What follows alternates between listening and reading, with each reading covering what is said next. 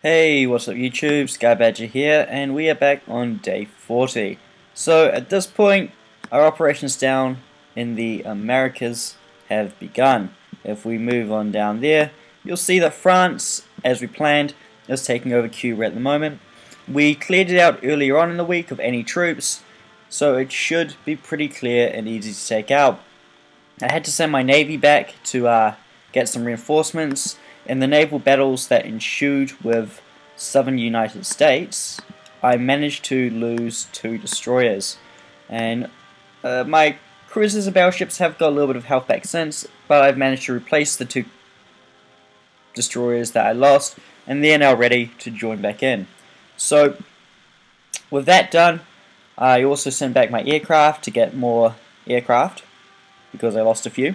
And now that they're back, they're going to group back up and we'll be ready to carry on and finish what we started.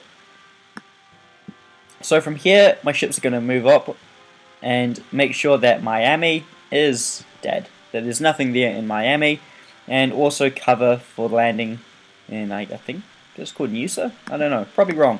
And then from there, I'm going to move up to here probably and just stop ships from coming down. Once France has all of his troops up here, I would actually like to send my battleships up into here, because up here is a choke point.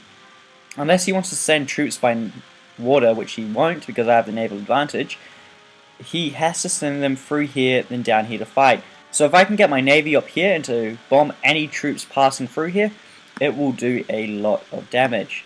So we'll see how that goes. The problem is if I send them up there, as soon as France advances up to here, it's going to take me at least, well, let's see, how long will it take my ships to, right, so 11 hours and 33 minutes, and then if they want to go round, okay, I forgot to add a movement there, yeah, so, add target, yeah, it'll take 12 hours to get round, so, really, at the moment, that is not much of a viable option. I might send half my ships up and around, maybe just the cruisers, because they can do quite a bit of damage now against infantry considering the latest update.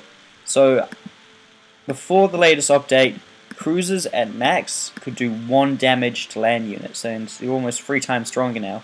And battleships at their max, I'm pretty sure they could deal out 5 damage. Now they can throw out 8, which is a substantial increase. So with that said, France is grouping more troops and getting ready to send those over. It's pulling down a few rockets as well. Rockets are going to be pretty useful considering this could be a massive defense by the Americans. But it'll be interesting to see how it goes. Canada now inactive, and we can see the morale really starting to drop. This is what happens, guys, when you have 0 food and 0 oil. You get morale like that. So I managed to get St. John's back just by rebelling, so that was nice.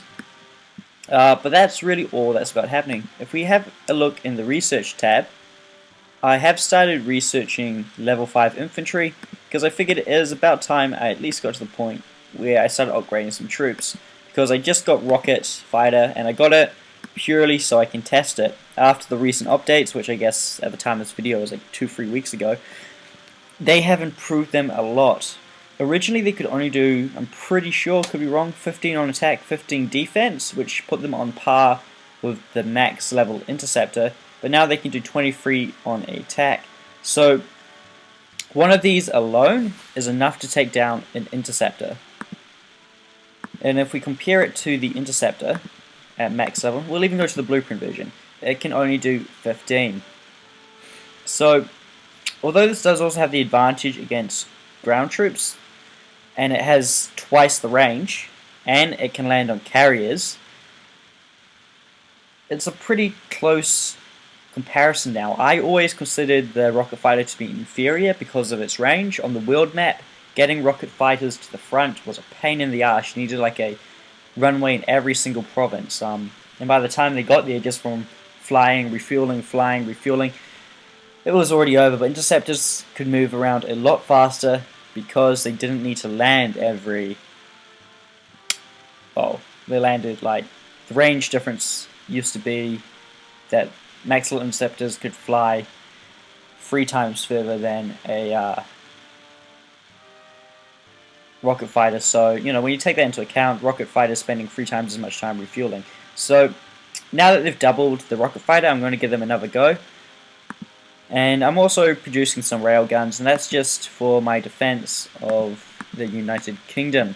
I want to put up a pretty good unit structure up here and have heaps of troops, just so I never lose this.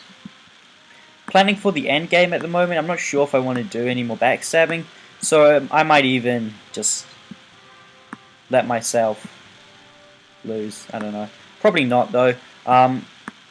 We'll see how the campaign goes against Egypt. If I'm close to the victory points, which I doubt I will be, because Egypt only has 121, I can only get to 440, and you need another 200 on top of that to win. So I don't think it's going to come down to a win by victory points. I think it might have to be a retirement game. So who knows? I might see how we go though, and if I don't feel like backstabbing, I don't know. Anyway, so moving on from that, I'm reinforcing my front lines. On this front here, I want troops to be about this structure here. 2 artillery, 2 anti-tank, 2 anti-air, 3 infantry, and hopefully 2 or 3 more commandos. But getting that many commandos to the front is a bit of a challenge. So using these 2 industrial centers here, I am slowly reinforcing these and pushing up the numbers. Up here, due to the fact that it is a very mountainous region, I'm sending a few more commandos up here than on the other fronts. So with that said, I guess there's only one other place to look at, and that's down here. I am slowly building this up, and I want it to be pretty similar to the defense we've got in Turkey.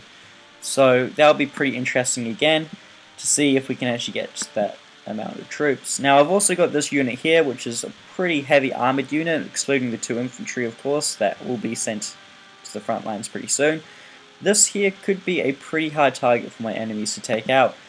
Having a anti-air of 30 and then 5 light tanks and 3 heavy tanks, it's going to be a pretty hard unit to hit, especially if we can get it in the plains. So if we use this in the plains, it becomes 50% more powerful. Now I still have that one other heavy tank that I haven't got round to getting yet. So whereabouts is it? It's in Riga. I'm still, because of the fact I have to construct a whole new industrial plant, I'm still cautious about actually building it. For those of you who don't know, I have not researched heavy tank yet, and I'm pretty far from it. So making the most of the ones I've captured from Poland gives me a pretty good advantage.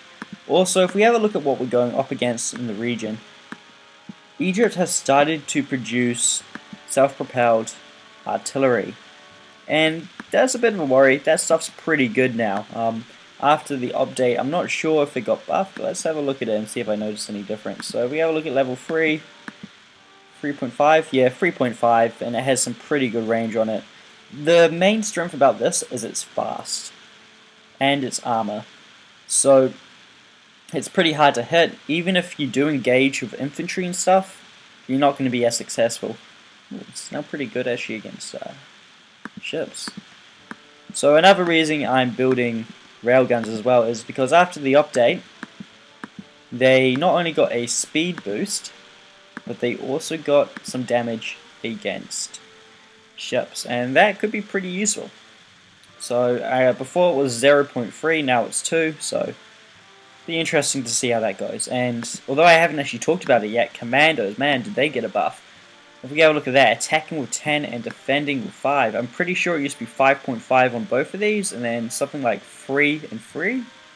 So that's a massive advantage, and considering if you're actually in the mountains, you could attack infantry with 20.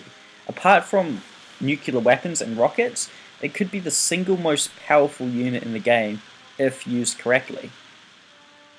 So with that said, I guess I'll call it an end to the day here. As the day progresses, France is going to move up into here and take it. With that said, I'll see you in the next episode.